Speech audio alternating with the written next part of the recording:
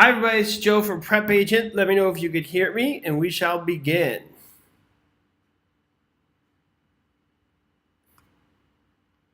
Hi everybody, it's Joe. I think we got a good connection.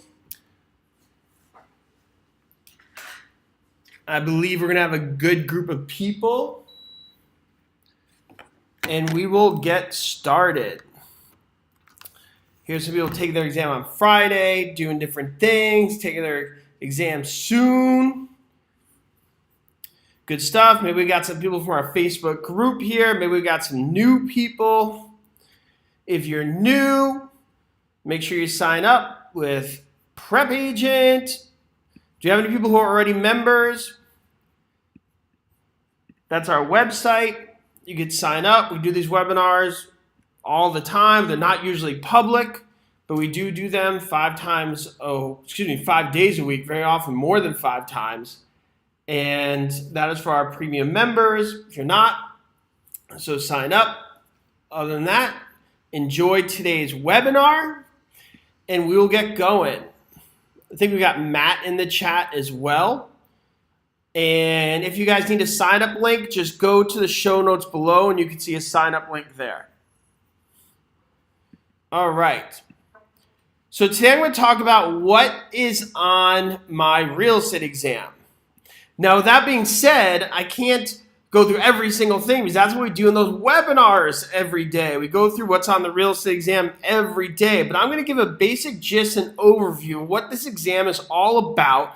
And so this will be really good for people starting out in the process. All right, today's webinar is going to be really helpful if you're starting out in the process of studying for your real estate exam. What do you guys think? Sound good? As I said, the details is what we do every day in those webinars, day in and day out, which are recorded and you guys have access to if you're members, and the content that Arthur built all the time. All right. So, if you guys are wondering, that's me. I usually don't like doing video, so people wonder what I look like. That's me. That is literally me right now doing the webinar. A photo I took right before we started. I thought I'd throw it up there. Kind of a goofy, friendly, relatable look, I know, but that's who I am. Okay.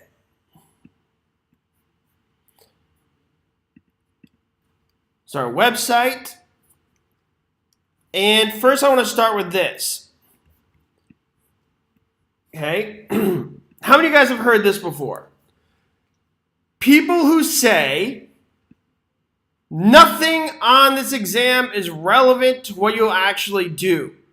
Who's heard that before? Like I said, today I'm going to be talking more about the general concept of the exam and what this is all about, just so we know, so we're clear and we set expectations right. And I'm going to take some questions afterwards as well. Who's heard this before? Nothing on this exam is relevant to what you'll actually do. Thanks, Grace. I appreciate it. When you hear that from those people, I want you to read what I wrote on the board. Those people are destructive anti-motivators, and you should distance yourself from them immediately.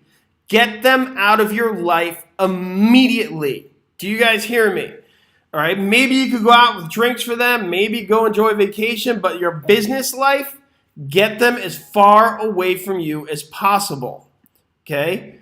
Why? Because this is why. In no way does that help you motivate. And the fact is, you got to pass the exam. All right? No way does that help you motivate. And the fact is, there is a lot of stuff you guys need to know that is on this exam. For example, would you guys want to work with a real estate agent who didn't know what a deed was? Okay? I don't think you would. If you asked a real estate agent this question I'm putting on the board, how big is an acre? And they said, I don't know, you'd be kind of annoyed. Do you guys need to know how big an acre is to study for the real estate exam? Yes or no? How many of you guys know how big an acre is? How many of you guys know how big an acre is? Anybody? Anybody? Anybody? Anybody? Anybody? Just so we could get this out of the way. An acre is 43,560 square feet. So why don't you ask those people who tell you this exam is not relevant actually to do? Ask them, do you know what a deed is? Do you know what an acre is? Do you know what a listing is? Do you know what block busting is? I mean, these are all things you'd want a real estate agent to know. And this is all on your exam, okay? So those people, get them out of your lives. Why do they say that? Okay, here's why they say that. And this is kind of what we got to make clear as you guys study for this exam. And like I said, hopefully this webinar kind of gets everything in perspective as you guys are preparing. The reason is because this exam is not designed to make you a successful real estate agent. Everybody got that? This exam is not designed. So they're just like, this exam has nothing to do with what we're actually going to do. It's not going to help you get clients. It's like, no, duh, stupid. I know I said stupid. It's not very nice. Shouldn't say that, but whatever. They're dumb. I hate them. Okay, this exam is not designed to make you a successful real estate agent. Okay, that's what they're supposed to do after you pass. After you pass, you go to those people and be like, okay, let's talk business. Let's talk about how to get business. All right, does everybody get that? That's where this comes up again and again. What is the purpose of this exam? Does anybody know the basic premise of why this exam exists? They're like, to make my life miserable. That's why this exam exists, to make my life miserable. Is that what you're all thinking? What is the base? And this is important, because if you understand the basic premise of why this exam exists, you could keep that in mind as you study and as you try and answer questions for the exam. If you understand what their goal is, why they're giving the exam, it can actually help you rationalize a lot of your thought process as you study and as you take the test. And the answer is, this exam has the goal in mind, protecting the average home buyer. Everybody got that? The goal of this exam is to make sure the average home buyer has a safer process. Now, you could argue till you turn blue in the face whether this does a good job of that or not, all right? But honestly, does it really matter if you think it does a good job of it or not? You just got to know what they're here for.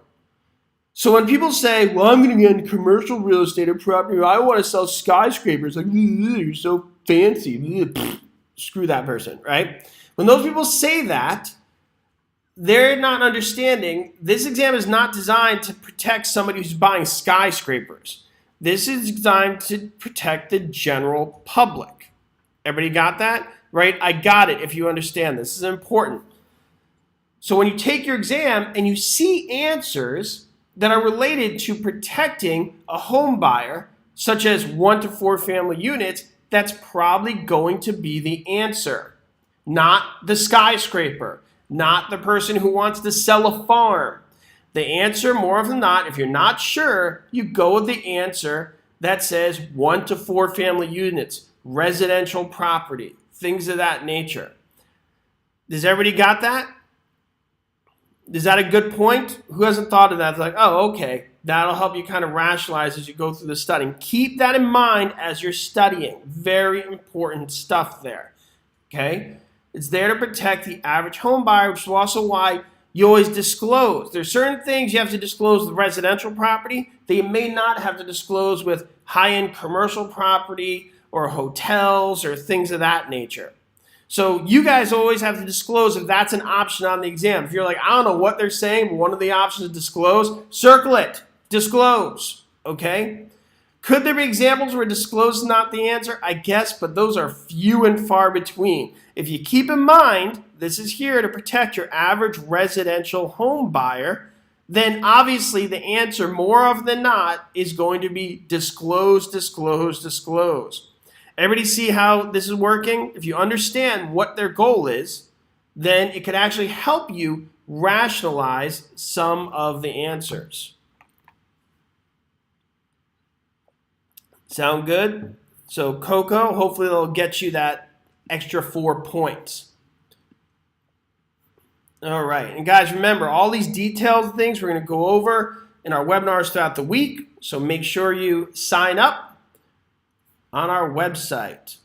Will this be saved? Yes, it will. This will be saved on the YouTube channel. Okay, next I want you guys to know when we talk about what's on this exam. What's on this exam? Now, I know I should be positive, but if you guys know me and you watch the Prep Agent webinars a lot, you guys know I'm very real. I'm not like a big motivational guy with these big speeches. I find those people annoying. I'm very big. You motivate by being prepared. That's what the best motivation is. Being prepared is the best motivation there is. You guys agree? These motivational speeches of you could do it, you could do it. If you're not prepared, no, you can't. You can't do it. You didn't study. Having a motivational speech the morning of your exam with the Starbucks isn't going to get you passed. Okay? And by the way, Matt is going to post links to the website throughout the webinar in the chat, so look for that. So I want you guys to understand this is a glorified vocabulary test. This is a glorified vocabulary test. And here's my dose of reality. I cannot guarantee you'll pass if you know all your vocabulary. I know you guys are like, what? But I can guarantee you will fail if you do not. Okay? I cannot guarantee you will pass if you know all your vocabulary, but I can guarantee you will fail if you do not. Okay? Start with the vocabulary, understand that they want you to know terminology.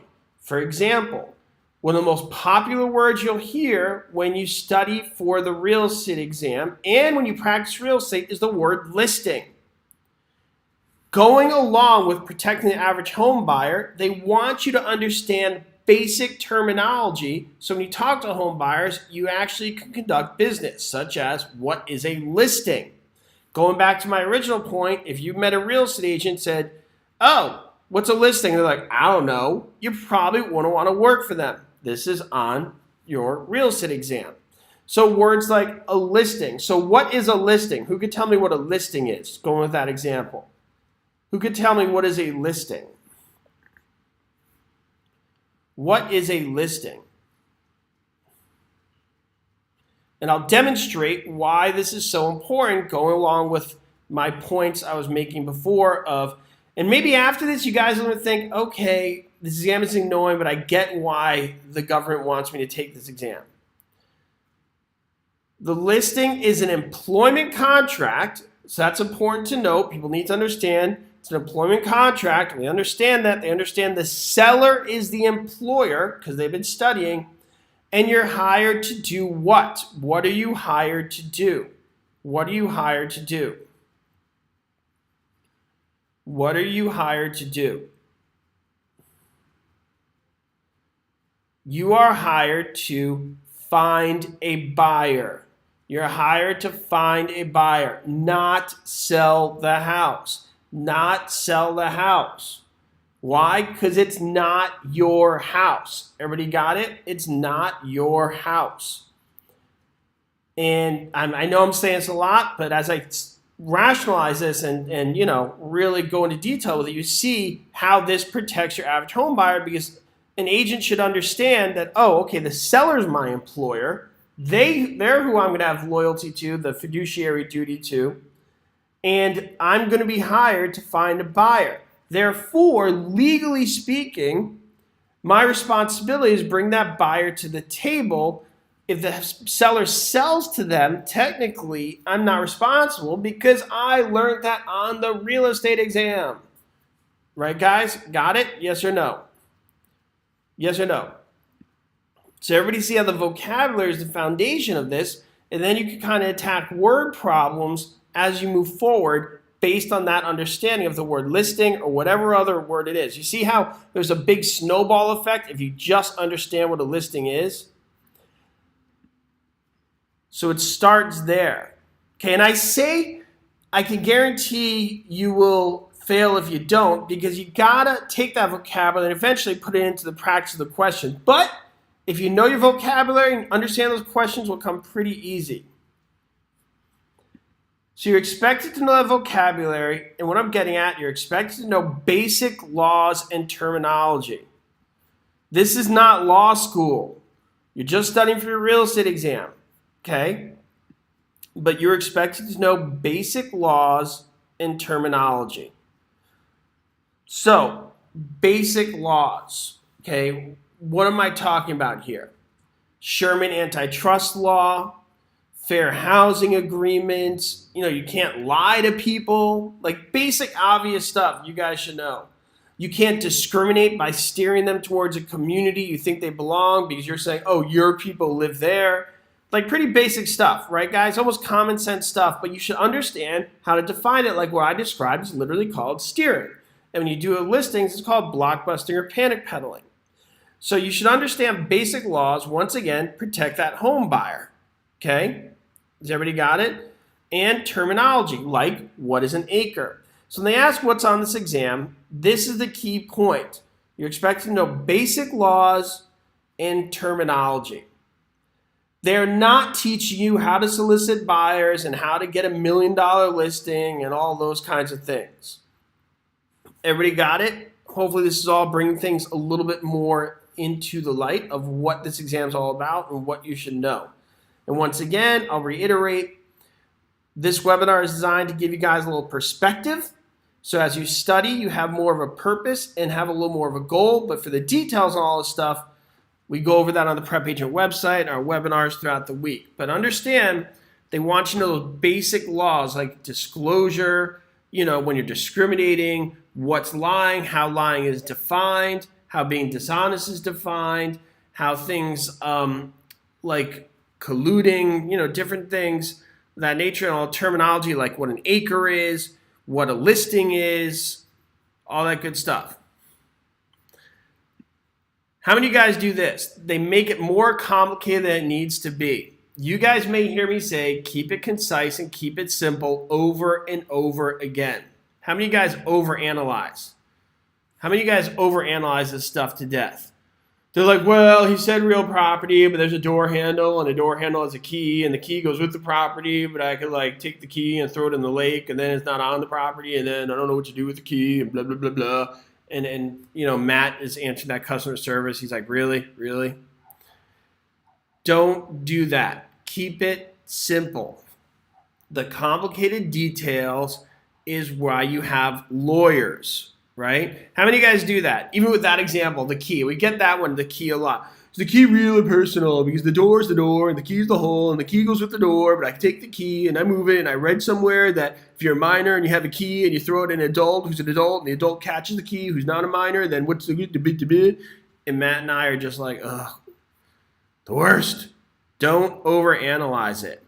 And I'm trying to emphasize, if you understand this is just here to a basic premise of protecting people, you don't need to go in details of a key. Okay, so what are some of these basic concepts that we need to understand without going into too much detail now? So you have to know what real property is versus personal property. So do we know what the difference is real and personal property?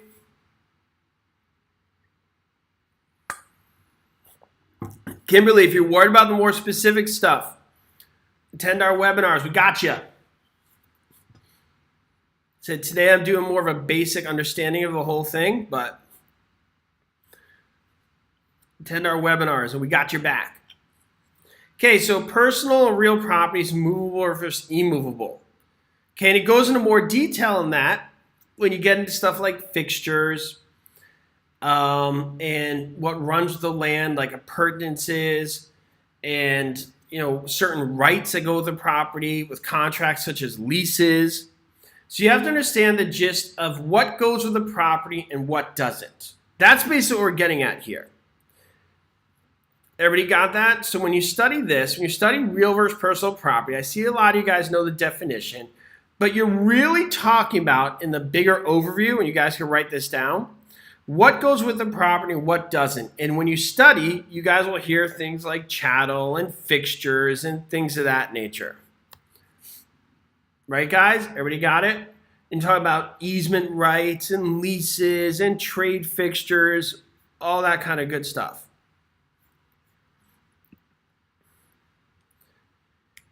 Okay. Another basic stuff you guys should know, and this is like the foundation things you guys should learn as you study, like the premise, the basic foundation of everything. Appraisal basics. One, how to find value of property, of which there's different methods. And 2, how does property lose value? That's the basic gist of the appraisal basics. Oh, Coca says, what is the actual definition of real property? It's anything that goes with the land. Some of them have the annoying definition of anything that's not personal. Okay, so appraisal basics, and once again, I'm keeping it simple for you guys, right? It's basically how do you find value and how does property lose value? It kind of goes into that general bubble. And how do you find value? There's basically a few different appraisal methods. What are the different appraisal methods of finding value? What do you guys know? What are the different appraisal methods of finding value? So you got the market data approach, you do comps, you do the cost replacement approach where you find out how much it costs to replace it brand new. You have the capitalization income approach, which takes income and converts it into value. Okay, so you have these appraisal approaches. And then you have how do things lose value? That's when you get into functional obsolescence, physical deterioration, and economic obsolescence, which we go over a lot when we do our appraisal webinars. But what I'm getting at is it all starts there. Has everybody got it? That's the foundation of it. And then you go into more details of gross rate multipliers, cost analysis, cap rates, all that kind of good stuff. But you gotta start with the basic foundation there. Right? Got it? Right? Got it.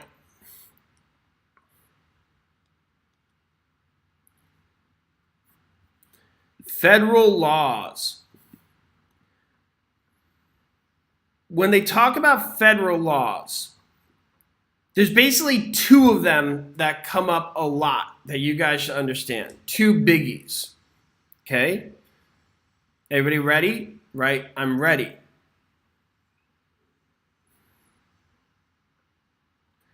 I'm ready. And it doesn't matter if you're in Illinois, Arizona, Texas, California, or Washington. The 2 big federal laws is you talk about laws that deal with discrimination, and you talk about laws that deal with fair competition. Okay? Those are the 2 biggies. What's the one that deals with discrimination? So when you deal with discrimination and when you're dealing with free competition, and you shouldn't get confused. Some of you guys are asking me, do these laws apply in my state? Well, if it's federal, yes, it applies to everybody. Okay? So when we talk about discrimination, we're talking about fair housing.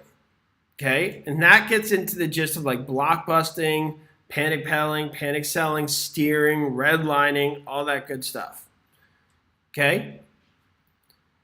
The ones that deal with competition is called what? What's the one that deals with competition?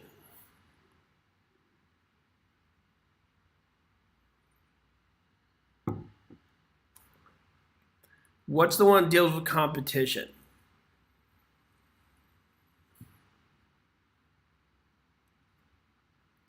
Competition has to do with the Sherman Antitrust Act. Okay, the Sherman Antitrust Act. And that just deals with free market competition to make sure everything's fair. Make sure all the competition is fair and just. Okay, that's the Sherman Antitrust Act. And with that, you get into like price fixing, group boycotting, setting a standard commission, all that kind of stuff. That has to do with the Sherman Antitrust Act, all right? So those are some of the basic things you guys should know. And all those things go into a lot more detail, okay? And all the vocabulary you need to know with owning property as well. So property ownership. And what are we talking about here? But this goes back to basic definitions. This isn't a concept. I'm talking about what a deed is, title, joint tenancy, and tenancy in common, things of that nature. All right. So hopefully this public webinar was helpful, giving a basic overview of what's on your exam and what you need to be ready for and how to approach it when studying. Okay. So was that helpful? They said we go into all the details of these different subjects in our webinars every day. Now, if you guys got any questions you want to ask me right now, as long as they're not state specific, I will see if I could answer them for you.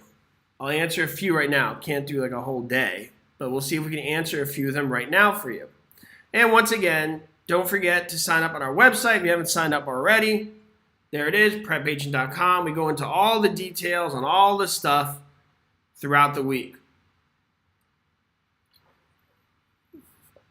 Stephanie says, I feel like there's more to it. Obviously, Stephanie, there's definitely more to it, but I'm trying to just give a basic idea of what the exam's all about and what all the details are, that you need to know, which we go over in the webinars. But this is obviously just the gist of it.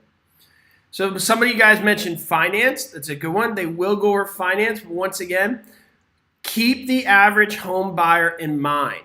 So when you talk about finance and you're keeping that average home buyer in mind, you're talking about understanding what a promissory note is, what the different types of liens are, and when you owe money, what's the consequences if you don't pay the money, things of that nature.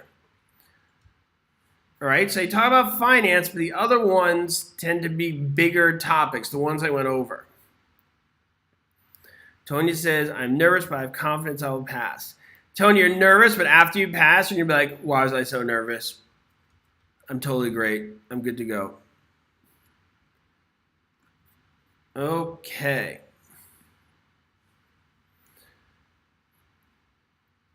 All right, Tommy says, can someone explain estoppel? Like I'm 5 years old.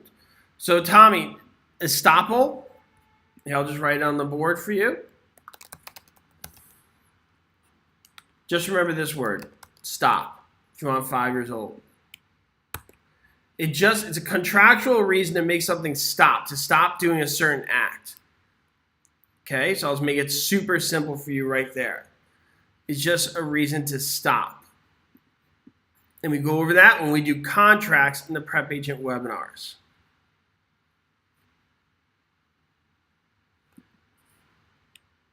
So if you guys have some specific vocabulary you want to go over, that's fine. I see somebody asking again if I can write about what a listing is on the board.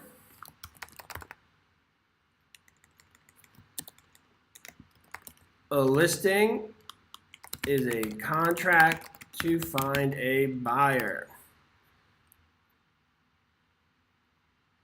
Good.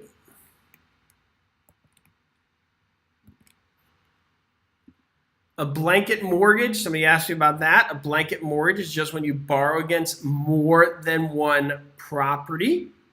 Use more than one property as collateral for the loan. Kimberly says, I have test-taking anxiety. Don't we all? Do yoga the morning of, and you'll be good to go. I promise. A subordination clause is just when a second loan takes priority over the first. Okay, with that being said, make sure you post your questions in our Facebook group. We have a lot of people answer them all the time. Serena says, can you study with me? Of course I can. Just buy me a Starbucks. I'll be there. You got it. Don't mention it. Okay, so I hope this helped you guys. I was just doing a basic overview of what's on the exam. Make sure you guys take our webinars 5 days a week. We go through all this stuff in great detail. The sign-up link is in the chat. Just go to our website. Join us if you're already there. Keep coming. Love to see you guys. And I will talk to you guys soon. Thanks, everybody. Have a great day. We do private training. We have tutors who could help, whoever asked that question. And I'll see everybody soon. I didn't sing the ORE song. Okay, real quick. Lessor, vendor, optionor, the grantor, giver, the proprietor for your pleasure. Lessee, vendee, grantee, optionee gives me property, makes me happy. Dum-dum. With that being said, encore. Have a great Monday. Talk to you soon, guys. Bye.